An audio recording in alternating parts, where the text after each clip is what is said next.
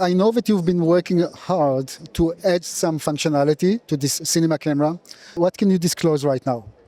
So You're watching CineD, supported by B&H and CVP.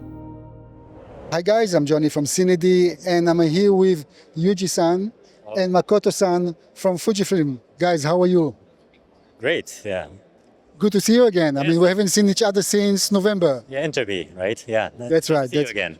Thank you very much. Makoto-san, how do you feel? Yeah, good, very good. We are at CP Plus in Japan and Yokohama, which is a beautiful city. I think people are a little bit underestimating how beautiful the city is, and it's sunny.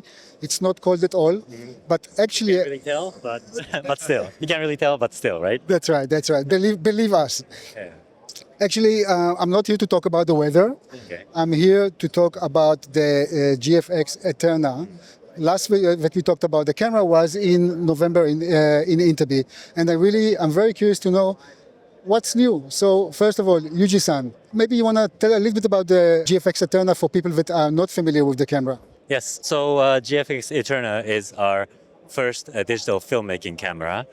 So it's a dedicated camera to make motion picture. So of course we've been having our X series and GFX series, which is mainly for stills, and then we have the hybrid models as well. But now we have the dedicated camera called GFX ETERNA, and because of our film heritage, and now we wanted to show that we're back on filmmaking, so we have the name ETERNA on the camera. And of course, we haven't really left the industry because we've been making all the cinema lenses meanwhile, but now we're very happy to be developing this camera together with the lens. Okay, so last time that we talked, you just had a mock-up. Now, just behind me, we have a working sample. Actually, I want to start with a question that usually I ask at the end. Right. Do you know already the price and availability? Because we've been running a poll, like to see how much people are actually willing to pay for such a camera. And it's a very competitive market, of course. Anything about availability and pricing? Yeah, so of course, I've been following your question, so we know, we know what people think, and I really appreciate the interest. Of course, yes, that's all the two questions I really get asked all the time as well. Unfortunately, we cannot say yet, but of course, like we said during the first announcement last year, it will be sometime in 2025, so this year.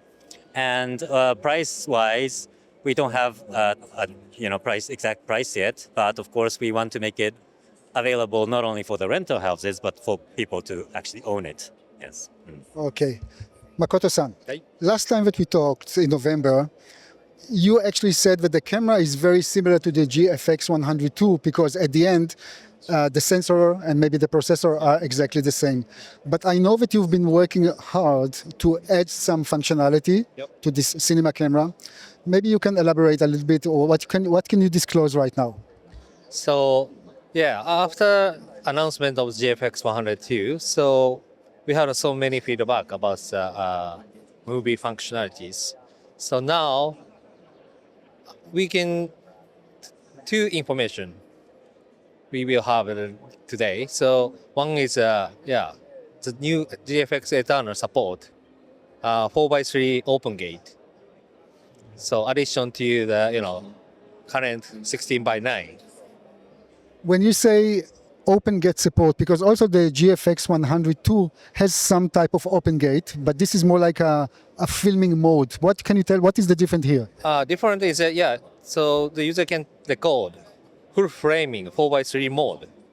It's I think the world's tallest sensor, right? As a filmmaking camera. Can you disclose the resolution that we will be able to film in open gate mode? So 102 already have a 4K mode as a full framing, right? So we expand vertically. So it's based on 4K. Okay. One of the things that people were concerned a little bit after the first interview is the rolling shutter performance of the camera. Is there anything that you can kind of relax the people a little bit and tell them that you're working hard to minimize it? Well, so the rolling shutter speed depends on the mode you're taking and the situation, etc. So even with the GFX 102, depending on what you take, like we recommend like 4K shooting, the rolling shutter, in that case is not as bad. So we're making sure that this camera would have no, issue when you're shooting with the shutter. Makoto-san, can you maybe disclose at what resolution the rolling shutter effect will be at minimum? Minimum is like a 15 millisecond. It's based on the 4K 16 by 9 mode. So that will be the best mode in order to eliminate or reduce the rolling shutter at 4K. Yes, it's a minimum. Yuji-san, you also developed a new picture profile for that camera, but because it's not ready yet, of course, you kind of gave it to the 100S, the GFX 100 too. What can you tell about this picture profile? How people will benefit from working with such a picture profile? So we're talking about the F-Log 2C, which has been announced for the GFX 102, but actually that was developed for this GFX Eterna. But because we already have the GFX 102 in the market, it's been applied first. So as you can see, that what's been developed for the GFX Eterna will actually enhance the GFX 102 as well. But what you actually want to give people a reason to buy the new camera. So next to the picture profile, it's about usability basically, no? Yeah. Connectivity and usability. Yeah, of course. Yes, that's very important for us. Makoto-san, you're now showing here a working sample, yep. But there's a little surprise. On top of the camera, there's a monitor. This monitor is part of the package? Yes, of course. So that's a newly developed our monitor for GFX Eterna. May I ask who is making the monitor, or this is like your own monitor? Yes, that is our own monitor. Okay, so a little bit in terms of specifications about the size and the resolution of the monitor? Yeah, so today is maybe only the size is a 5-inch monitor. One of the nice things which I personally like with this specific camera, that the autofocus is working if you use some of your lenses. The monitor that Makoto-san just talked about, is it a touch autofocus, or what other benefits we will have using that specific monitor? Yeah, so we can't really tell you the details yet, but it is a touch 5-inch monitor, yes, which is made by us. Yeah. Mm. Okay, nice. So how about viewfinder? Anything about a viewfinder? Yeah, so we have actually received a lot of requests about viewfinders, so we are considering how to respond to that request. As an old school shooter, I really hope to have a viewfinder. I will never understand how people can expose properly with an LCD screen, but hey, you never know, you know. The next time that we might meet will be in April during NAB. The camera will be ready by then? Well, I think for sure we'll be disclosing more spec around NAB time. So yeah, probably not all, but maybe more the specific, specific spec sounds weird. So main spec, I would say. Yeah. A bit of a tricky question, and I know that no company really likes to talk about future plans, but one of the things that you mentioned during our previous interview, the GFX Eterna is actually the first in a family of cameras. You remember? First of all, I remember that. Yes, of course. Is there anything else that you can tease us with? Well, I think for us, it's important to make sure this camera is accepted well in the market. Otherwise, there's no second or third, right? So our focus is definitely GFX Eterna at the moment. But of course, we're seeing the future, and that's how we are committed. That's I would say that's my message for today. Makoto-san, when it comes to camera sensitivity, is there anything that you can disclose right now? Yes, one point is we can add like this GFX Eterna works as a dual base ISO from the 800 and the 3200 as well. Okay, so guys, if you want to work with this camera on the best possible dynamic range, so that will be the sensitivity people should consider. Yeah. Private question. Yes. Do you sleep well at night? I'm asking because it seems like you're dedicating so much time for developing this camera. Yeah. Do you sleep well at night? Of course, it's really busy to develop that. So, but not only me, but also all of around this stuff. It's a very making effort to develop it. So, from if I look at the previous developments, the team is relatively small. very dedicated but small. Usually you work on multiple projects because obviously you cannot work on one camera only. Is there anything else that we can expect in the near future that you can talk about? Tough question, huh? It's a tough question. But you're right, we don't have a big team, but our platform is the same, right? We have the 5th generation processor and sensor.